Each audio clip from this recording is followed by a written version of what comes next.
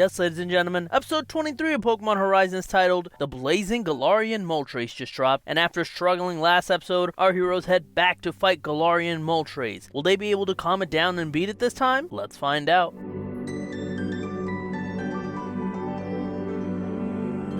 Right off the bat, this episode feels like it's missing a big chunk of the story. Last episode ended on a cliffhanger where Friede and Liko were stuck inside of the Galar Mines fighting this insanely powerful legendary Pokemon. However, this episode, Friede arrives at the Pokemon Center right after Sprigatito, Fuecoco, and Captain Pikachu are healed, and then when asked about it, just shrugs it off saying, "Oh, it was so difficult to get out of there," with not a flashback or a hint as to what happened or how both Liko and Friede got out. It feels like there's a solid 5-minute chunk of the episode missing where Friede and Liko are forced to work together in order to get out of the Galar Mines. This isn't the first time this has happened in this series too. It's like they set up these cool ideas in episodes, but then they pay it off screen, which I don't understand. They get a call from Dot, letting them know that the Pokemon they are facing is indeed a Galarian Moltres. However, it seems like in the anime world, not much is known about it. And I do kinda like that it still has a bit of mystique since it's a newer legendary Pokemon in the franchise. After everyone is healed, our trio is trying to come up with plans on how they can try and defeat the Galarian Moltres. Liko says that from what she saw from Hatena's reaction to it, Galarian Moltres isn't just angry, but also sad. So instead of just trying to defeat it, they should try and calm it down. When Roy's Fuecoco and Watchel fight over a berry, only to both calm down once Liko's Sprigatito uses its scent, they get an idea as to what to do. They head back to the mines, and once again, they come across the Galarian Moltres, still angry, and begin to try and implement their strategy.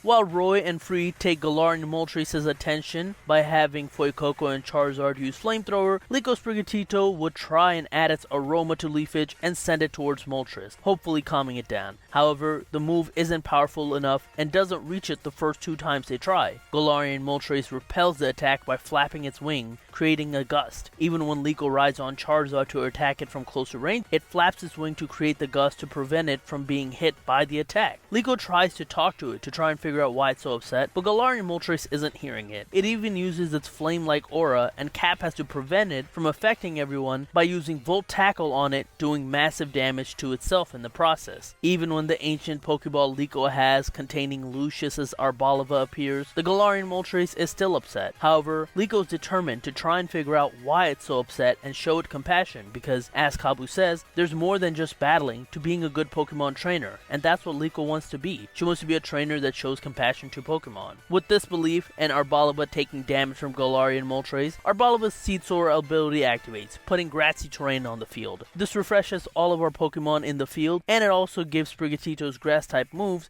a much stronger effect. So this time, as Liko uses it multiple times to get it closer to Galarian Moltres. It still isn't working until Friede gets an idea. Since they're inside of a cave, they can use Gust to send the leafage back up to the Galarian Moltres where it can't avoid it in the air. So that's what they do, forcing the move back up in the air and directly onto the Galarian Moltres. Eventually it seems to work as it calms down. Once it lands on the floor, it begins talking to Liko's pendant, and Terapagos comes out. We then see a vision of sorts that Galarian Moltres has, where it's raining, representing its sadness, and Lucius, the ancient adventurer, calming it down. Lucius also says that they'll do something with Rayquaza, but the vision ends before we can find out what that means. It's most likely referencing the Rayquaza, so I wonder where that story's heading. After all that, Galarian Moltres drops the ancient Pokeball it's holding and returns to its ancient Pokeball. So does Arboliva now. I've seen a couple of people on Twitter freak out about this, and I've talked about this in the past, but people think these are Liko's Pokemon, and I don't know, I don't really consider these Liko's Pokemon. These Pokemon only come out when it's near things or relating to things about the ancient adventurers.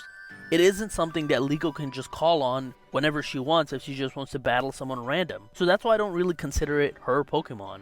After all of this, Terapagos doesn't go back to being a pendant either. Instead, they have to find it in the cave and take it out with them, hiding it in the process as Kabu arrives to check on the mines. Our heroes meet up with him. They discuss the fact that they had to fight the Moltres and how it went into the Pokeball after trusting Liko, but before they have to talk about Terapagos, who's hiding in Friede's jacket, they leave.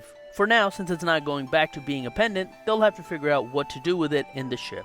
And Liko's happy that this is what adventure feels like. The episode then ends with our heroes heading towards the ship, while the explorers and Liko, having watched from the sides during this episode, planning on stealing Terapagos from our heroes. While this is an overall great episode in progressing the ancient adventurer story, I do wish that the cliffhanger from last episode wouldn't have just been skipped over like it was. I think that's the main thing that diminishes this episode. And hopefully this isn't an issue here when it gets released in the West, but did anyone feel like the absurd amount of leafage effects made the bitrate of this episode really poor? I'm not sure if anyone else felt that. As for the battle itself, it was interesting because unlike other battles where our heroes have to try and KO a Pokemon, here they're trying to apply a specific strategy and not KO it. And that makes the battle play out a bit more differently than battles typically in the anime. So I found that really interesting. I'm also interested to see where the story of the ancient adventurer is going, as it seems to in the next episode, where our heroes will finally be able to meet Liko's grandmother. I have a suspicion that the ancient adventurer is going to directly relate to Liko's grandmother or family somehow. I guess we'll just have to wait and see. But what about you guys? What did you guys think about this episode?